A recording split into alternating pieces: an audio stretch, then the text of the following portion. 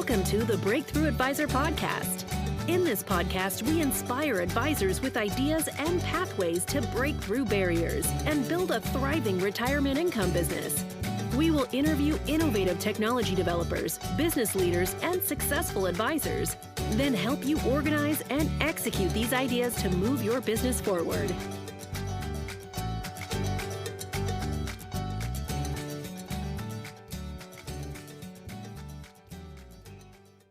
Hello and welcome to the Breakthrough Advisor Podcast. I'm your co-host, Matt Haller, and here with Jack Martin. As always, our guest today is Tom Hegna. He is an economist, author, and retirement expert. He has been incredibly popular as an industry speaker for many years, and you're going to find out why, because he's wildly entertaining and super, super good at what he does. And he is considered to be, by many, including Jack and myself, as the retirement income expert. Now, he's the former president of New York Life, a retired lieutenant colonel. Actually, I didn't know that. I got to ask you about that, Tom, in a minute. He's delivered over 5,000 seminars on his paychecks retirement approach, and he's really doing a great job of helping baby boomers retire to the optimal retirement that they've always wanted. And of course, he's got 5 books. And so we'll make sure that we've got all those sorts of links in the show notes for this. And I just wanted to say, first off, Tom, welcome to the show. Hey, thank you. Great to be with you today. Now, rumor has it, Jack told me, that somehow you were able to convince the federal government to create this month as the National Annuity Awareness Month. That's pretty impressive, man. Yeah, I mean, I'd like to take credit for that. I can't do that, but I mean, let's all use Annuity Awareness Month to share the information about annuities with our clients. Yeah, well, that's absolutely fantastic. And we're absolutely going to dive in there. So you speak everywhere.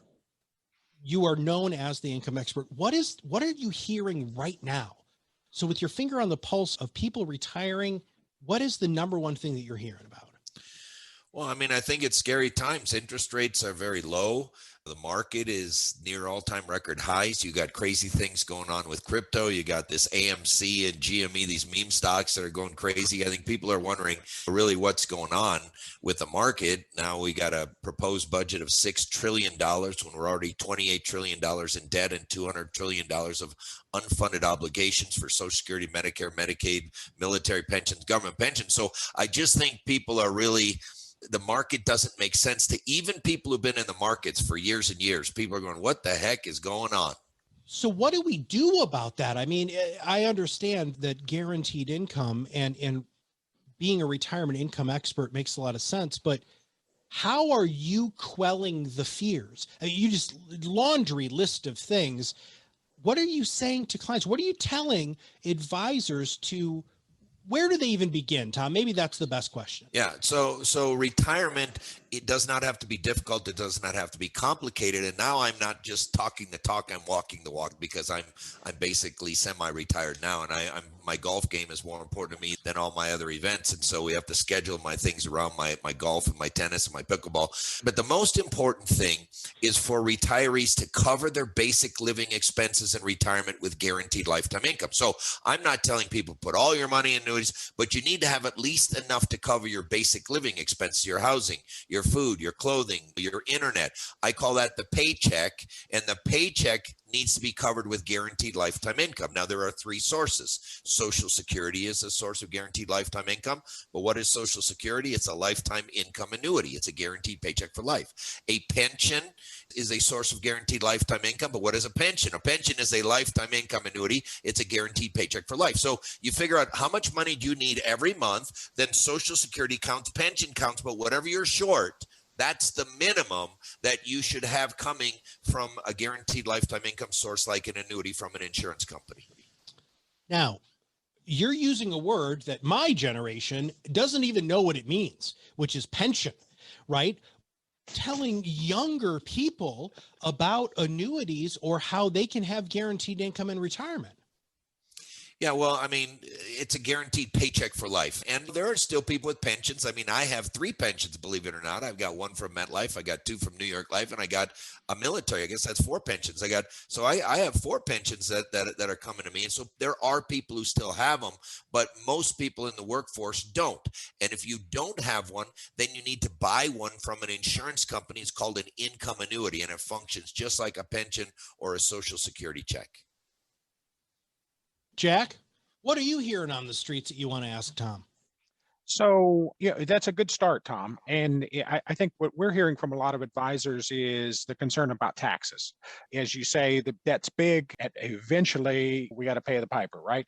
And so, what are the things, and maybe 2021 is the last year for some of the planning opportunities, some of the planning tools we've used in the past. So, what do you think are some things that advisors need to have on their client meeting agendas about taxes, particularly for this year? Yeah, I think you just need to talk about tax diversification, that you don't want to have all your money in the pre-tax bucket, the 401k IRA bucket, because that's really not your money. I get a kick out of people who say, oh, I got $1 million in my 401k. And I say, really? Well, how much of that is yours? They say, what are you talking about? $1 million? I say, no, it's not. That's not your money. People don't realize when they have a 401k that they're just the limited partner. The government is the general partner, okay? And the government gets to take their cut first. And then you get whatever's left over. People don't realize that. They think that's their money. It's not.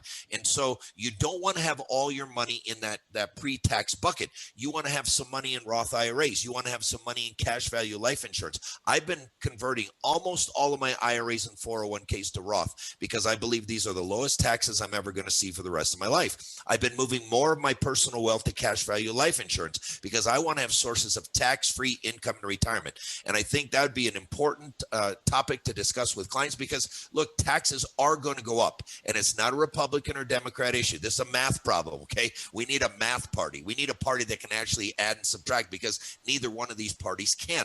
But you can't be spending all this money and giving the stimulus money away and all this stuff without having severe tax ramifications. And they're talking not just about raising income tax, raising capital gains tax. They're talking about eliminating the stepped up cost basis at death. They're talking about changing estate taxes. I mean, this would be the biggest tax overhaul that I would have seen in my entire life if the things go through that they want. Now, I don't think they're going to get everything, but you definitely need to talk to your clients about tax diversification.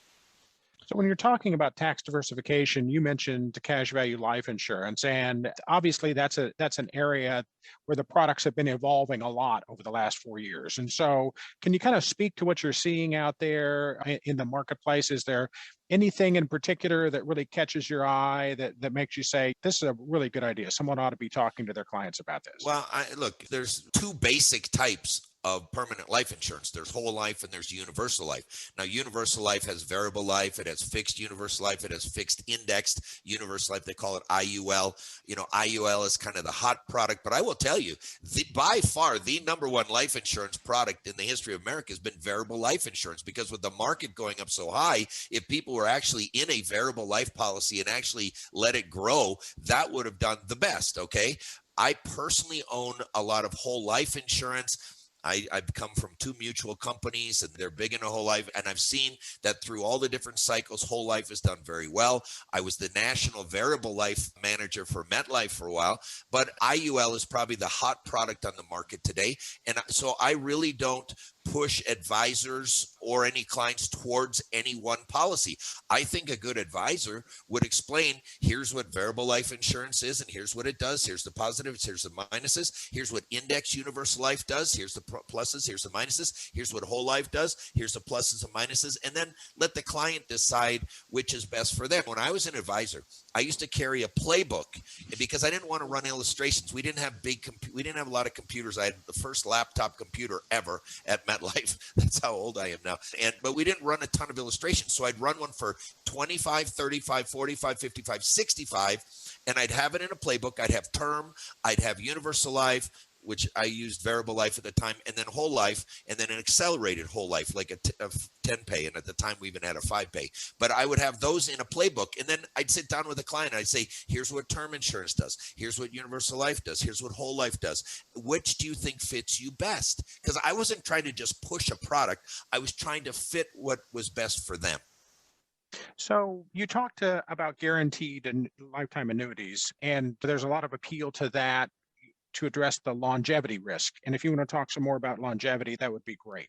Yeah, so there's a lot of risks in retirement. There's market risk, there's withdrawal rate risk, you take out too much money, there's order or sequence of returns risk, which you could have a whole discussion on that. People don't understand it. It's going to wipe out a lot of people. Your taxes are probably going to go up. We might have inflation, but we might have deflation. You might need long-term care. You might die. There's a lot of risks in retirement, but there is only one number one risk. The number one risk in retirement is longevity risk, because longevity is not just a risk. It's a risk multiplied of all the other risks. See, the longer you live, the more likely the market will crash. The longer you live, the more likely you'll take out too much money. The longer you live, the more likely they'll raise your taxes. The more likely we'll see inflation. The more likely you're going to need long-term care. So what the PhDs who study retirement, and they are unanimous in this, to retire optimally, you must take longevity risk off the table. Well, guess what? Stocks can't do that. Bonds can't do that. Real estate can't do that. Bitcoin cannot do it. Okay, well, what can do it? It's a pretty short list. A lifetime income annuity can do it. A deferred income annuity can do it. Or an income or withdrawal benefit from a fixed index or variable annuity can do it. That is it. What do all those products have in common? One word: annuity. And that's why all the research I can find from the smartest PhDs in the world who study retirement say you must put an annuity into that portfolio. Why? Because only an annuity can take longevity risk off the table. Why? Because only a life insurance company can issue an annuity. Why? Because only a life insurance company sells life insurance to be on the other side of that risk. See, the risk to an insurance company when you sell a life insurance policy is that somebody dies too soon. They buy $1 million term policy. The next day, bam, they get hit by a bus. The insurance company's out $1 million. But the risk when you sell a lifetime income annuity is that somebody lives too long. She's 115 and she won't quit breathing. And every month she's breathing, those checks got to go. Because the insurance companies on both sides of the mortality and longevity risk scale, they can neutralize mortality and longevity risk to themselves and to your clients. And that's a concept most people don't understand. So I think I know the answer to this question, but the 4% rule, you're safe to withdraw 4% of your retirement savings each year, adjust that for inflation as years go forward. So where do you land on that as a planning tool for retirement income? Well, I mean, the 4% rule would work if your investments never go down. So like if you really want to use the 4% rule, you just can't have all your money in the market. You've got to use a buffer strategy. And so what you could do is you could have an investment portfolio, and as long as the market is flat or up, you take out your 4%. But if the market is down, you don't take it out of the portfolio, you take it out of your whole life policy, or take it out of a fixed annuity, or take it out of a money market fund, or a reverse mortgage or something. So if you're going to use the 4% rule, you cannot use that just on a portfolio. If you're just going to use a portfolio, Morningstar says the safe withdrawal rate is 2.8%.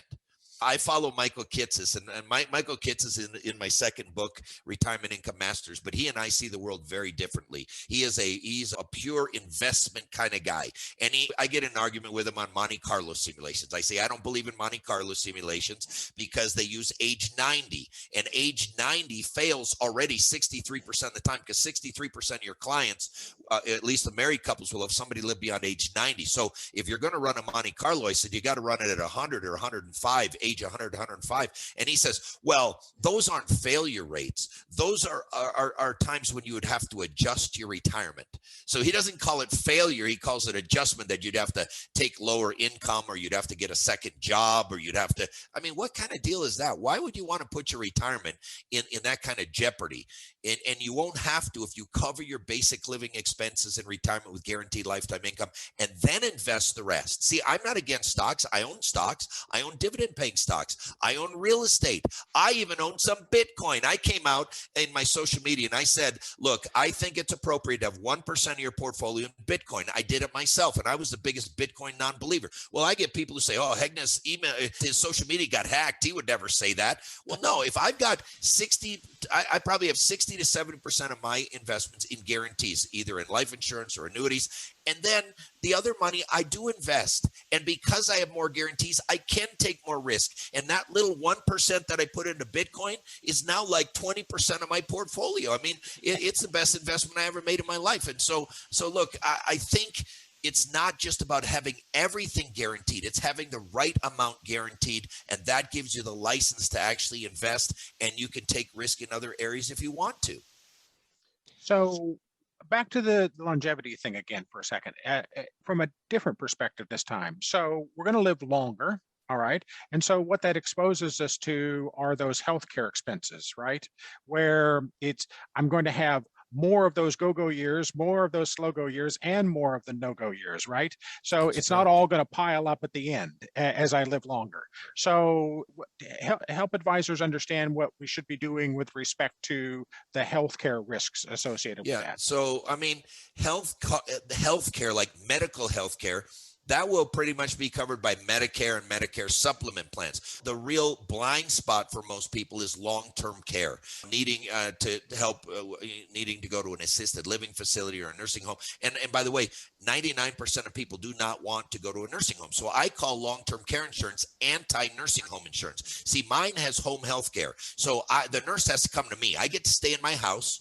I never have to go to a nursing home. The nurse has to come to me. If I need railings on my wall, my insurance policy will pay to put railings on my wall. If I need a ramp for a wheelchair to come up to my front door, my policy will pay for that. So it will do the home modifications so that I can stay in my house. And I think that's what most people want. They want to have the ability to stay in their house.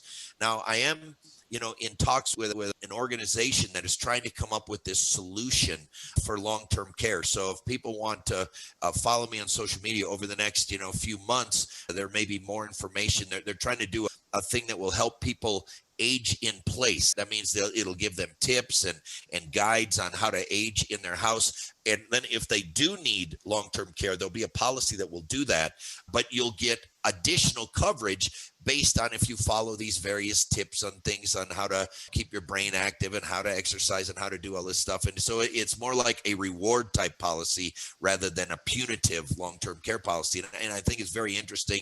It's an Israeli company that's coming over here and really trying to solve this crisis. But I say no retirement plan is complete without a plan for long-term care, whether that's long-term care insurance or a life insurance policy with long-term care rider, or if people can't qualify medically for those, they need to get an annuity that springs up with a bunch of income in their 70s and 80s.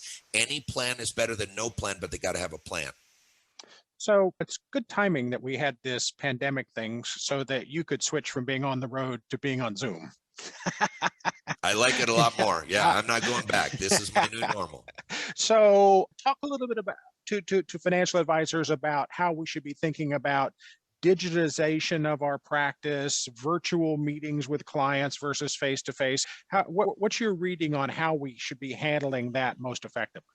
Well, it comes down to adaptability. My daughter didn't get to graduate from high school because of COVID. In her whole first year in college, she was doing virtual. She said, "Dad, this is so dumb. Maybe I should just take a year off." And I said, "Sammy, no. Adaptability is one of the key traits that you need as a life skill."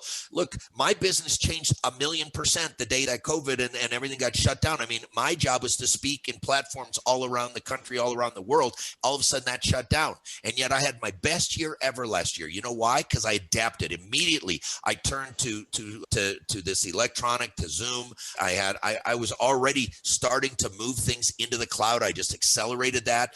And there were agents last year that had their very best year ever. You know why?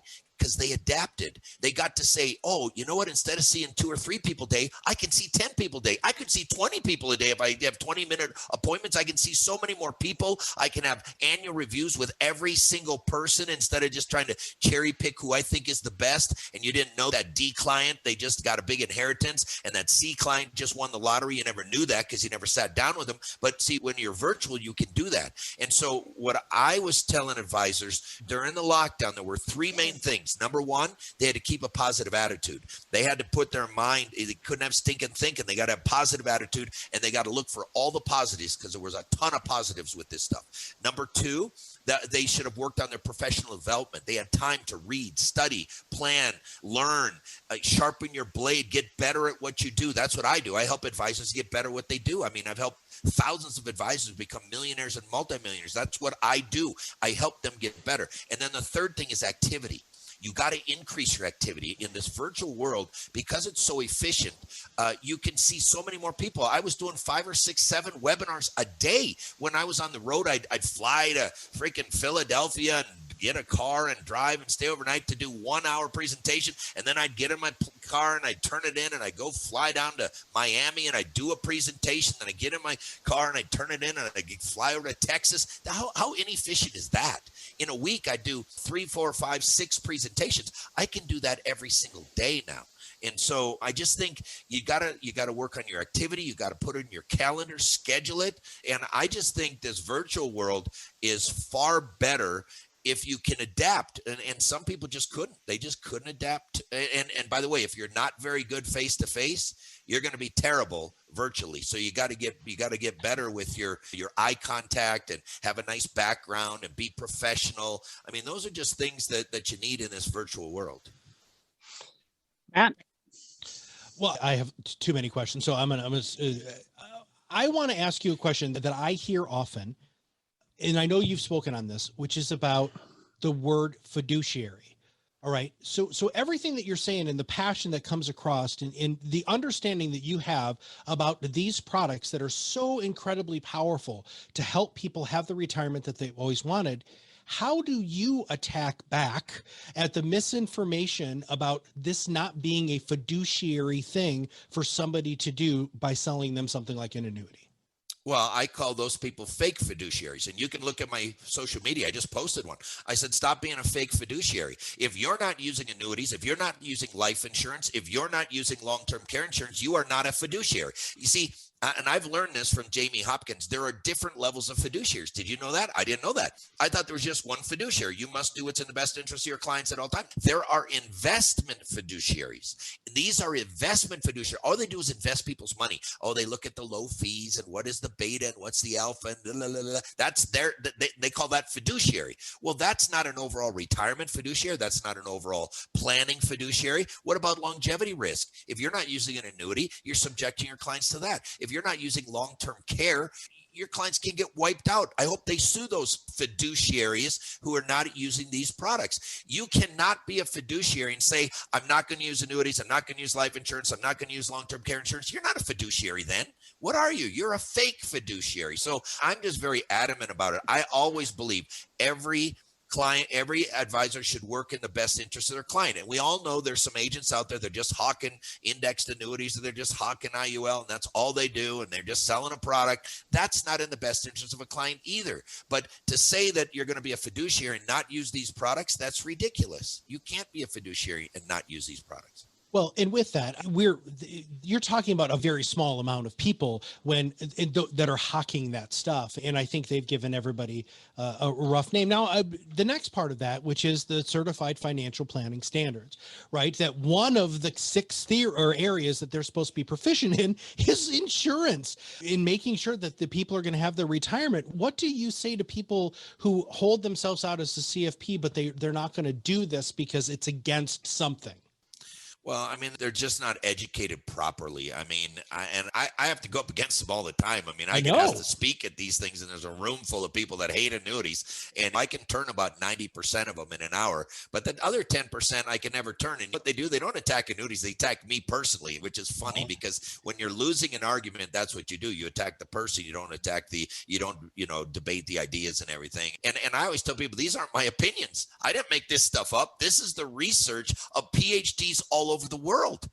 If you're not going to use annuities, find me a PhD that says don't use annuities, don't use life insurance. Find me that research. I would love to see that. Well, they can never provide that because it doesn't exist. Yeah. And so I really don't worry about those people. I try to educate them. I try to help them, but then they're going to go off and do their thing, and I can't fix everybody. No. Now, you are out there educating people, which is magnificent. What are some other resources that you recommend? Because there's so much misinformation out there, Tom. I mean, it's pervasive. It's on national television with these commercials that people see. What is the best way for advisors to educate their clients in a way so that these people can make more informed decisions and really prepare themselves for these risks that we're talking about? Yeah, well, I recently became a senior education advisor for the Alliance for Lifetime Income. That's ALI. And if you go to protectedincome.org, that site has the best pro annuity articles, PDF files, webinars. I mean, it's awesome.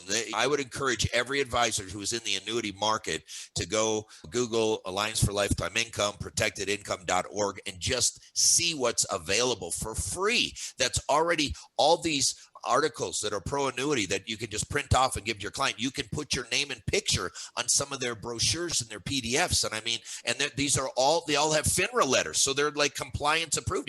Your company may still say you need to send it to your company but the compliance people will not have a problem because they have a FINRA letter with all these things. So they've really done a great job, I think, at helping advisors communicate annuities in the proper light. Yeah, one of our earlier podcasts this year actually had John and Mike from ALI.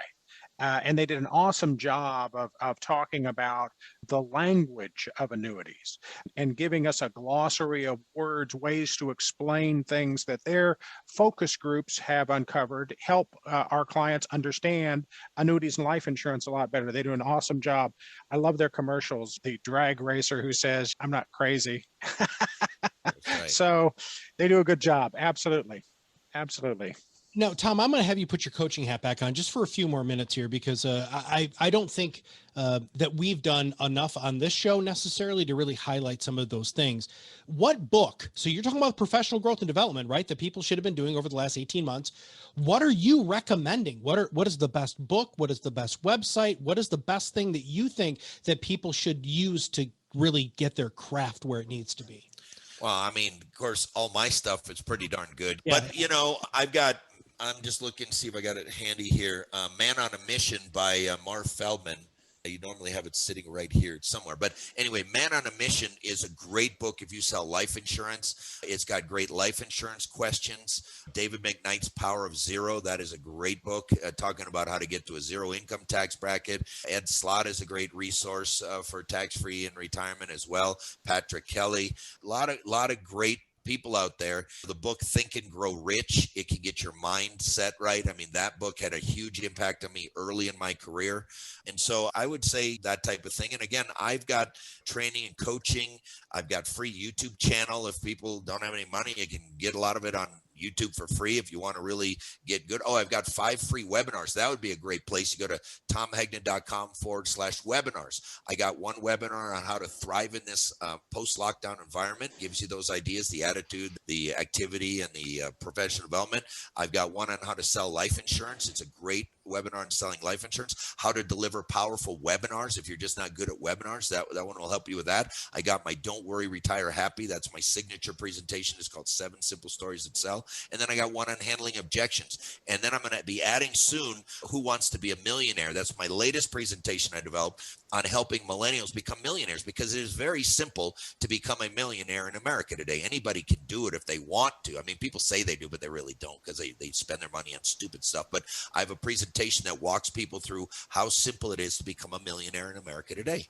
So those would be things that I could help people with.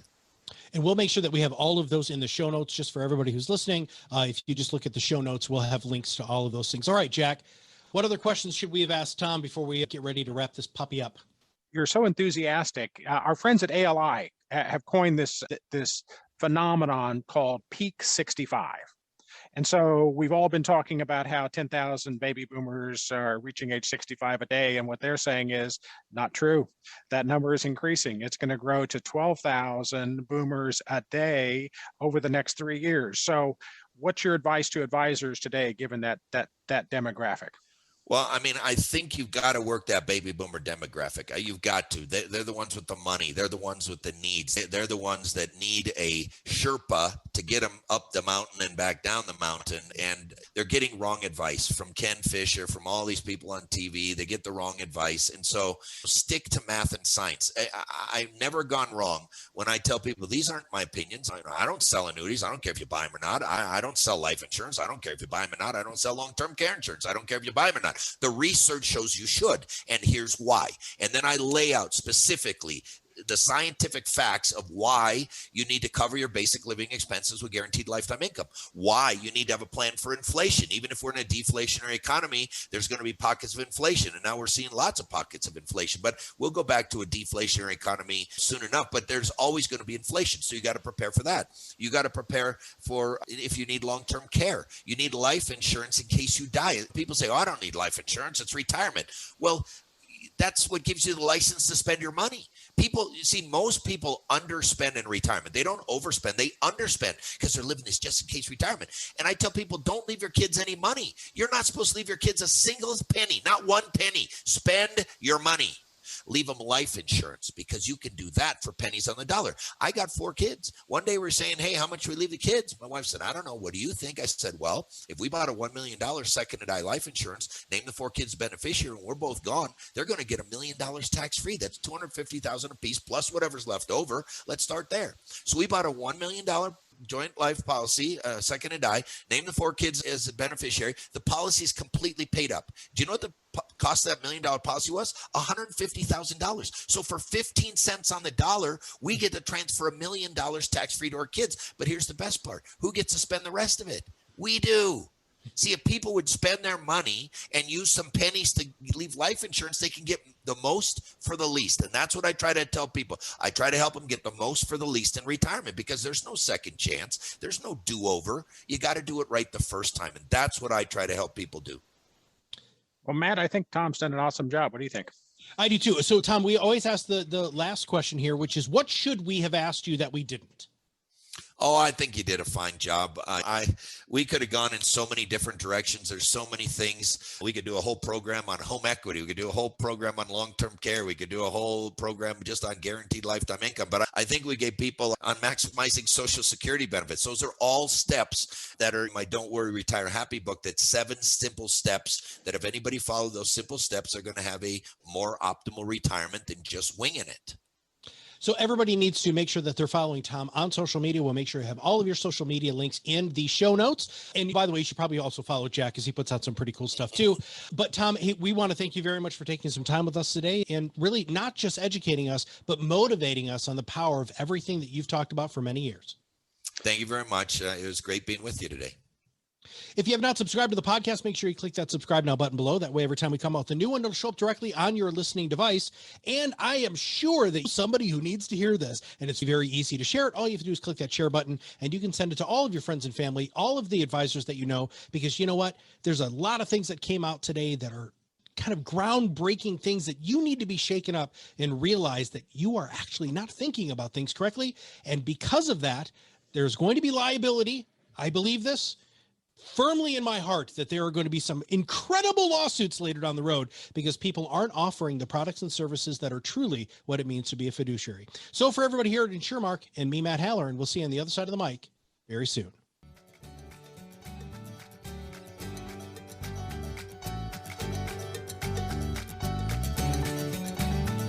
Thank you for listening to the Breakthrough Advisor podcast. Click the subscribe button below to be notified when new episodes become available. The information covered and posted represents the views and opinions of the guest and does not necessarily represent the views or opinions of InsureMark. The content has been made available for informational and educational purposes only.